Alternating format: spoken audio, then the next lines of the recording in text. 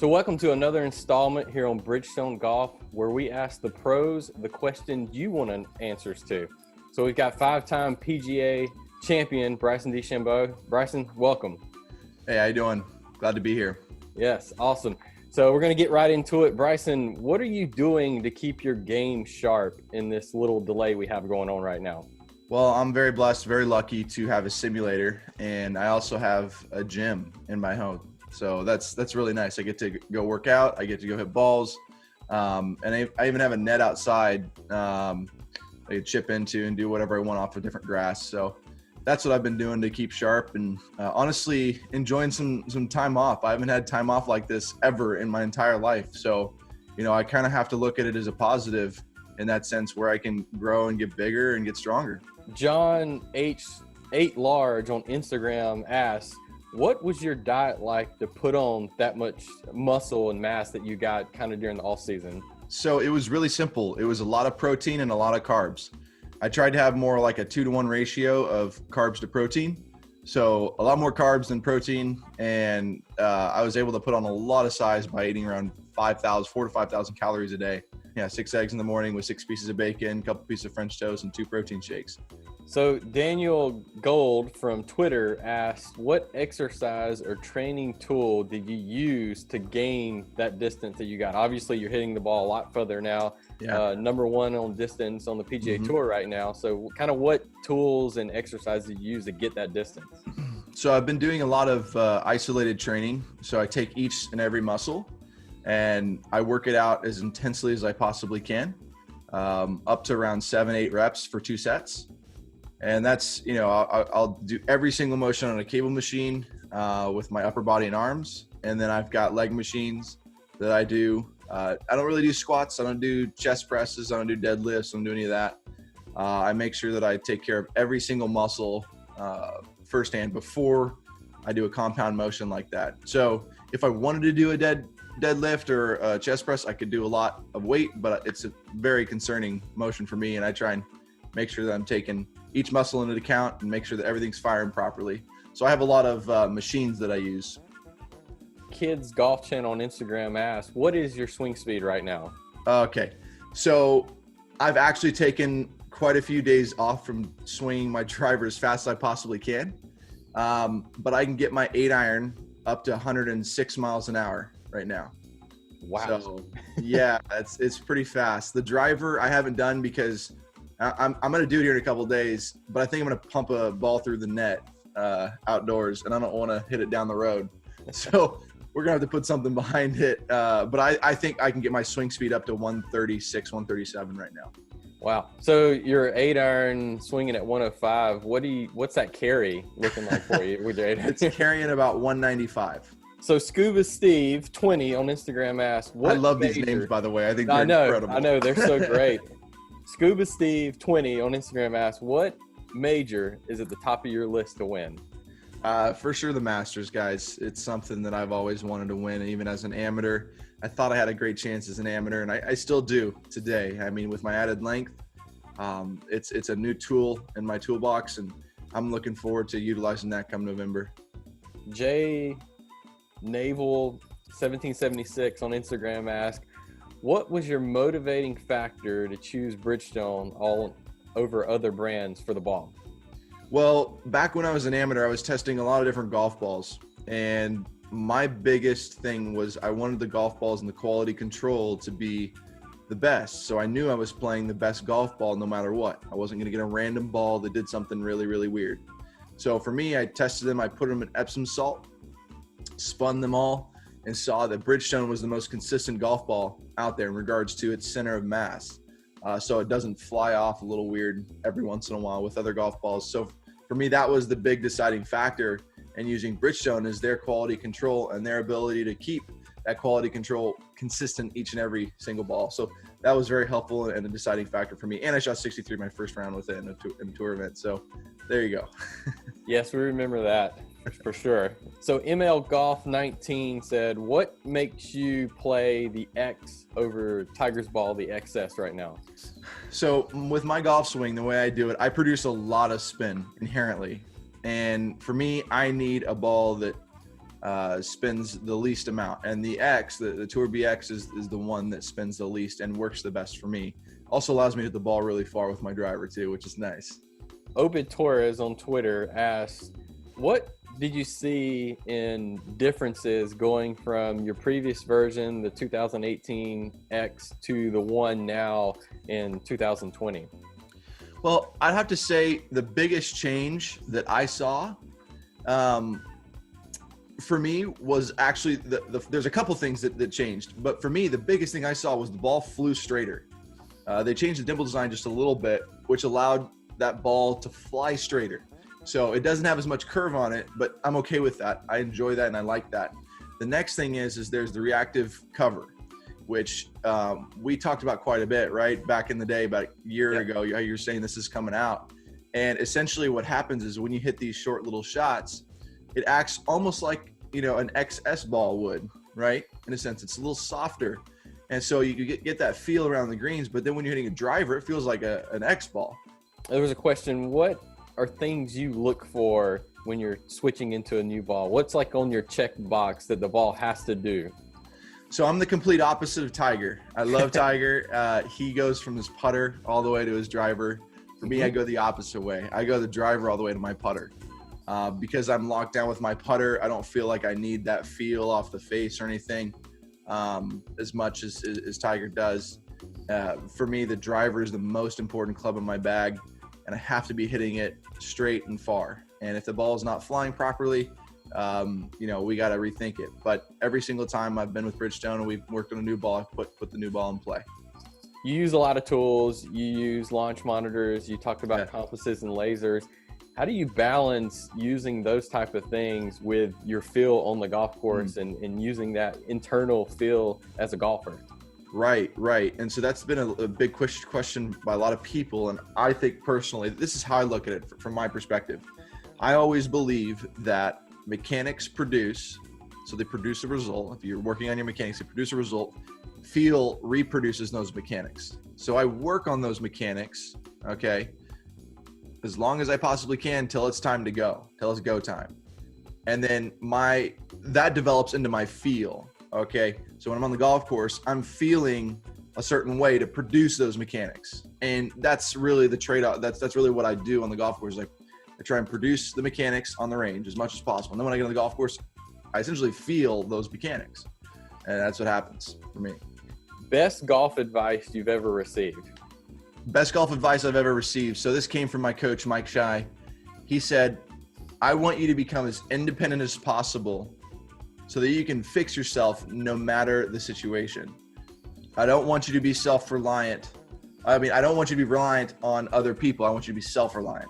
And so that's the best piece of advice I've ever been given by anybody. And it's paid dividends for sure. There have been times where I've struggled on my own, but then there have been times where I really understand what's going on now, rather than going, coach, I don't know what's going on. I can't figure it out all the time. Yeah. Calling them all the time. Exactly. Yeah. For me now, it's more about consulting and I love getting some different thoughts and ideas about certain things. I have a pretty good idea of what's going on right now.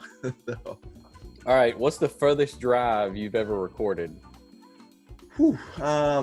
Okay, so this is kind of cheating, but not really. I was playing at this golf course called Lake Chabot in California, and it was this par 6, and if you hit it over 200 yards, it would go down this slope, and it was like a 650-yard hole or 700-yard hole, and I hit it 422 yards or something like that.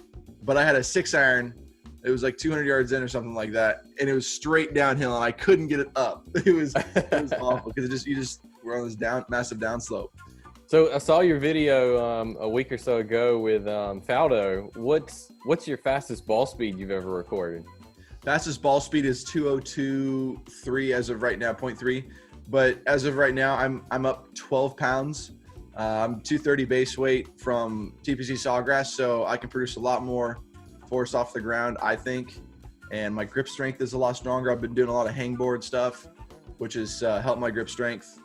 I think I could personally get over 205 right now if I was to go at it. And I'm going to try it here in the next few days. So So, really topical thing right now. What do you think you'd shoot 18 holes left-handed?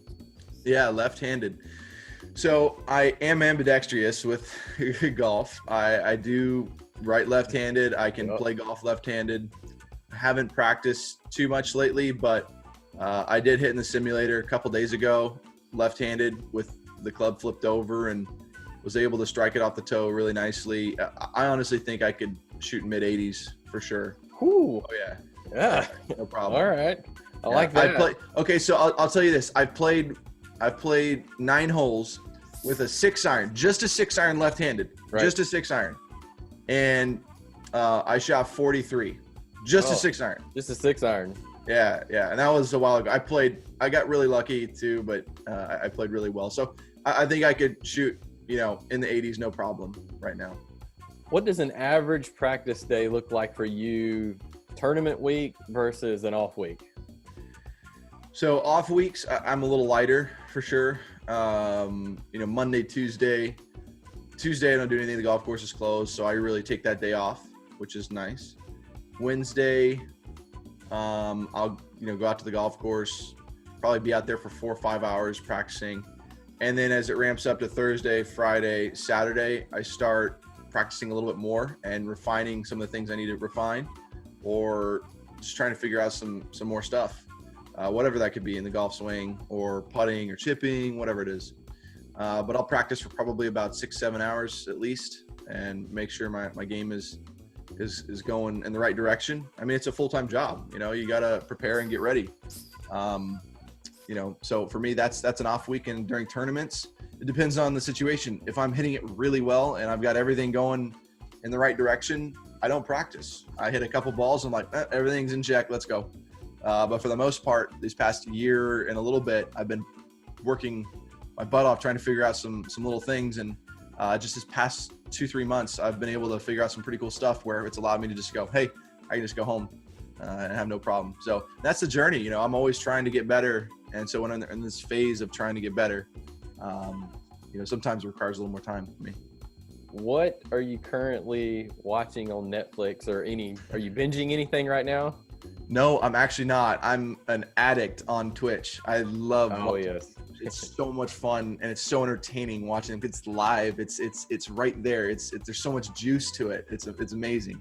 I love it personally. So as of right now, I'm not watching anything on Netflix, but I do watch a lot of people on stream for sure. All right, so let me ask you a question about that then. So you got professional golfer, a scratch, or whatever. What would be your player ranking on playing streaming? Okay, so this is actually a tough one because I haven't played against the best players in the world. I've played against a few people that are professionals that are incredible, and they absolutely obliterate me. They're way too good for me. So I would say I'm probably close to a country club scratch golfer playing Fortnite.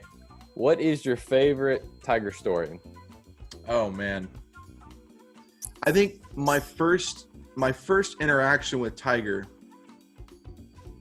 where I was able to play a practice round with him for 9 holes at the Farmers, was a pretty emotional experience for me because I grew up watching him, admiring him, appreciating what he's done for the game, and to finally be able to play golf with him, my childhood idol is beyond anyone's comprehension and dream, at least that I could perceive. And so we get out to the 10th tee on the South Course at Torrey Pines, and I literally am shaking. I'm literally shaking. Okay. Just freaking out over a hybrid tee shot on number 10 at the South Course at Torrey Pines. And I hit this shot and I hit it in the rough. It was so bad. And my heart is pounding more than it's ever pounded before. And honestly, it was one of the coolest but most humbling experiences I've ever experienced with a human being. Now, there are times that, he's done some amazing things that I just don't understand. And I always cherish the practice rounds that I've been able to play with Tiger, because he's given me some insight that I never would have had. And I think, that's kind of his way of giving back to us youngsters. And I really appreciate that. It's something that I never would have thought happened, but it has. And it's one of the coolest experiences that anyone could ever have. And I'm grateful for it. I'm grateful for his friendship, and appreciate every moment I get to interact. It's awesome. It's amazing. It's obviously Masters Week this week, or was going to be Masters Week Yeah. this week. Do you have a favorite Masters story? Stuffing that shot on Friday on 12 was one of the coolest experiences that I've ever had in my entire life. There were numerous people that were leaving that day that turned back around because they were like, oh my gosh, Bryson might do something this weekend and win, be the first amateur to win. Like, Oh my God. that was in my mind the whole time, and I knew I had the opportunity to win. And for some reason, I just felt like there was something pushing me. Like that week, Mr. Jones was telling me that this is your week, and all the way up till the 35th hole, it was happening. And then on the 36th hole, I wasn't comfortable with a couple things, and I hit my drive a little left and hit a bush or hit a tree and bounced way left and went into the holly bush. And I think that's actually my best moment, even though it was my worst moment in my Masters history, because it humbled me.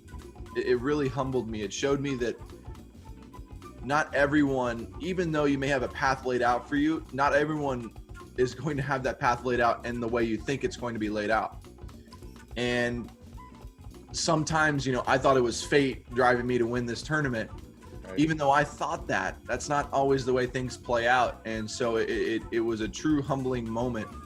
It was a tough moment for me to swallow, but at the same point in time, I realized that it wasn't the most important thing in the world. It was just golf.